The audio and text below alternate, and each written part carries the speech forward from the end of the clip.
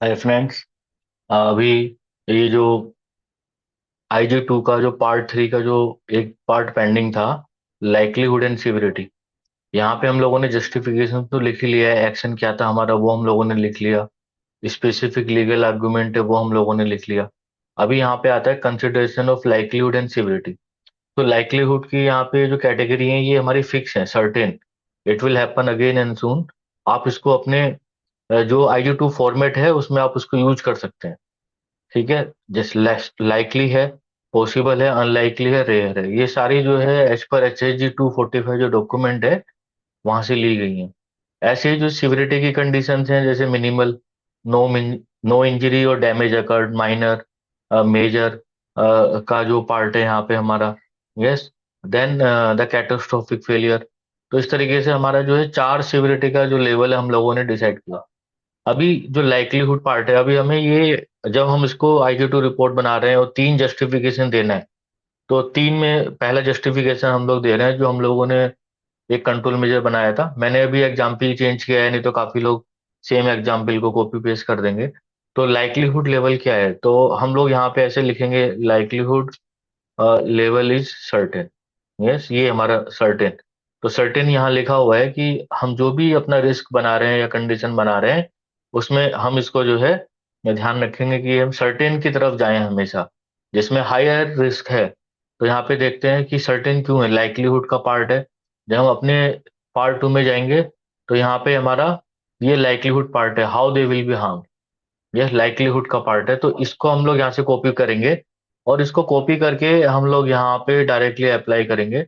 ये certain, yes, yes, during the maintenance work. तो यहाँ पे हम लोग लिख सकते हैं, yes, during the maintenance work the damage cable is in direct contact with the worker as the cable insulation is damage and expose to bare wire. Yes, so higher chances of the injury and accident from the, लिख देते हैं, आगे लिख देते हैं इसको यहाँ पे, सेकेंड।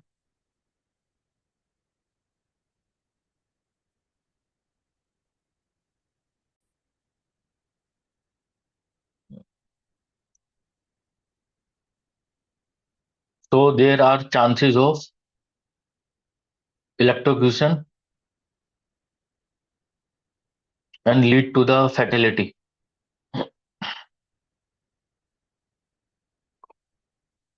तो यहाँ पे क्या है, so there are chances of electrocution. So electrocution का जो पार्ट है, and lead to the fatality part. So this is, यहाँ पे हमने सर्टेन जो है इस चीज को हमने जस्टिफाई किया है। कहाँ से जस्टिफाई किया है, इसमें आपको कुछ भी इंफॉर्मेशन जो है अपनी तरफ से हमने ऐड नहीं किया है। जो ऑल इंफॉर्मेशन टेकन फ्रॉम, कहाँ से लिया है, all information taken from part 2। Part 2 है, पार्ट 2 में जो मेरा कौन सा कॉलम था, कॉलम 2। यस, यस, कॉलम 2 से लिया।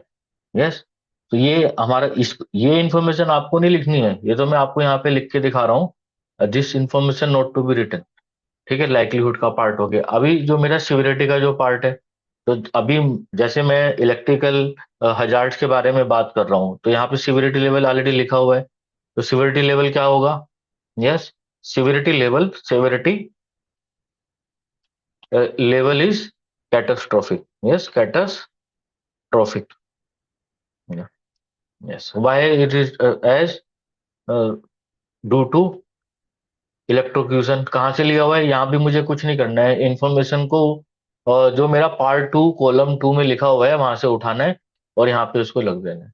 यदि आप इसमें चेंजेस कर सकते हैं और कर रहे हैं वहां पे, और ऊपर वाला पार्ट 2 से पार्ट 3 में मैच नहीं कर रहा है, तो आपको रेफर हो सकता है।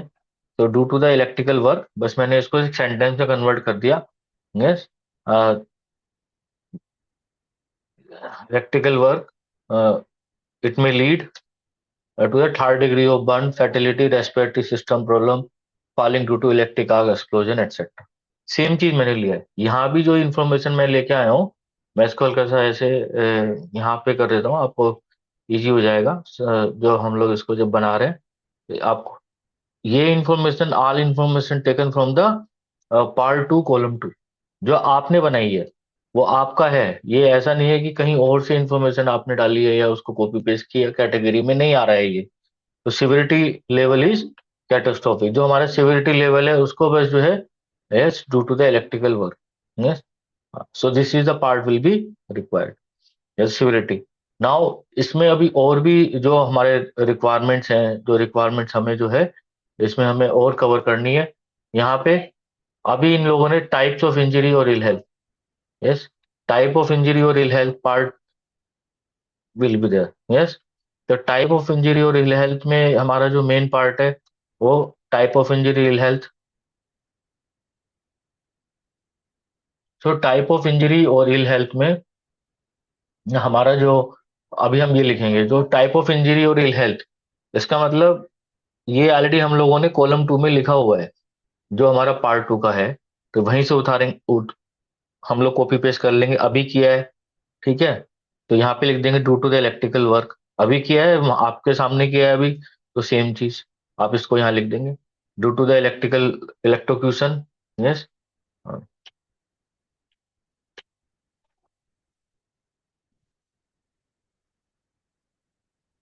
इलेक्ट्रोक्यूशन, यस, इट में lead to the third degree of burn, fatality, respiratory problem, the number of workers at risk.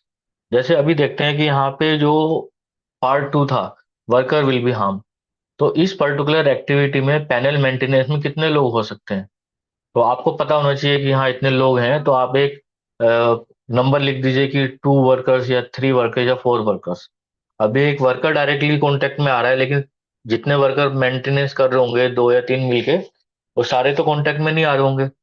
तो अभी तो हम लोग यहाँ पे लिख सकते हैं then 2 workers are involve in the panel maintenance work. तो 2 लोग क्या है, panel 2 are workers are involve in the panel maintenance work, ये मैं यहाँ पे लिख देता हूँ, yes. How often the activity is carried out, how often का मतलब क्या है कि फ्रीक्वेंसी, यस, या टाइमिंग, फ्रीक्वेंसी, या हम उसको कहते हैं यहाँ पे टाइमिंग या आवर्स। टाइमिंग मतलब एग्जैक्ट टाइमिंग की नहीं बात कर रहे हैं, नहीं तो आप लोग टाइमिंग लिख देंगे, आवर्स, कि how many hours work is going on, या इसको सिंपली भी भाषा में यहाँ पे बोल रहे हैं, कितने घंटे जो है वर्क इज गोइंग ऑन, ठीक है। हाँ ये, तो ये आपको अपनी रिपोर्ट में नहीं लिखना है, ये केवल आपको बताने के लिए यहाँ पे हम लोग लिख रहे हैं, ताकि आप इसको जो है समझ सके, इसलिए हम लोग केवल यहाँ पे लिख रहे हैं। तो अपनी रिपोर्ट में मत लिखिए। और ये जो हेडिंग है, ये हेडिंग भी आपको लिखने की जरूरत नहीं है, लेकिन बस समझाने के लिए है कि आप यहाँ पे लिख सकते हैं the panel maintenance activities carried out 4 hours every day. आप यहाँ पे 5 आवर्स भी लिख सकते हैं, 6 आवर्स भी लिख सकते हैं, 2 आवर्स भी लिख सकते हैं, ठीक है। जितना भी आवर्स आपको अपने हिसाब से एडुकेट लगता है उतना डालिए, लेकिन एक नंबर ही डालिए। आप ऐसा मत लिखिए 4 to 6 आवर्स, एक फिक्स आवर लिख दीजिए, सिंपल है वो। How wide spread is the risk, wide spread मतलब रिस्क कहाँ पे डिस्ट्रीब्यूट हुआ है, रिस्क लेवल बाउंड्री, बाउंड्री मतलब कि हमारा कहाँ तक जो है, यदि कोई हमारा एक्सीडेंट होगा तो कहाँ तक जाएगा वो। तो मान लीजिए कहीं पे एग्जाम्पल के लिए फायर है, तो फायर कहीं पे केमिकल रखा हुआ है, तो वो पूरे प्लांट को जो है वहां पे बर्न कर सकता है। लेकिन यहाँ पे जो हमारा wide spread the risk is, तो वाइड स्प्रेड ऑफ रिस्क का जो पार्ट है हमारा, देन मेंटेनेंस जो वर्क है ये इलेक्ट्रिकल डिपार्टमेंट में हो रहा है, ऐसा हम लोग एज्यूम कर रहे हैं, जो हमें पता है कि ऐसा। अब पैनल मेंटेनेंस वर्क तो नहीं है कि वो सारी जगह एक साथ होगा, ठीक है। तो हम लोग लिख देंगे जब panel maintenance work is done in the electrical department, so the risk is limited to electrical department only. ऐसे करके हम लोगों ने ये जो 4 जो हेडिंग का पार्ट था, ये हम लोगों ने इसको कवर कर लिया। Yes, that is a important part two cover. ये हेडिंग अगेन जो ये मैं बोल्ड कर रहा हूँ, आप चाहे इसको लिखिए चाहे मत लिखिए, ये आपका अपना जो है डिसीजन है, ठीक है। ये आपका पार्ट है। तो ये जो सेक्शन था मेरा, लाइक्लीहुड और सिविरिटी पार्ट, ये आपका कंप्लीट हो चुका है। इसमें यदि किसी को कोई डाउट हो तो मुझे कमेंट कीजिए, और कोई और भी चीजें आपको नहीं समझ में आ रही हैं तो वो भी मुझे कमेंट कीजिए। तो kindly like, subscribe and share this video to your friends. Thank you for watching this video.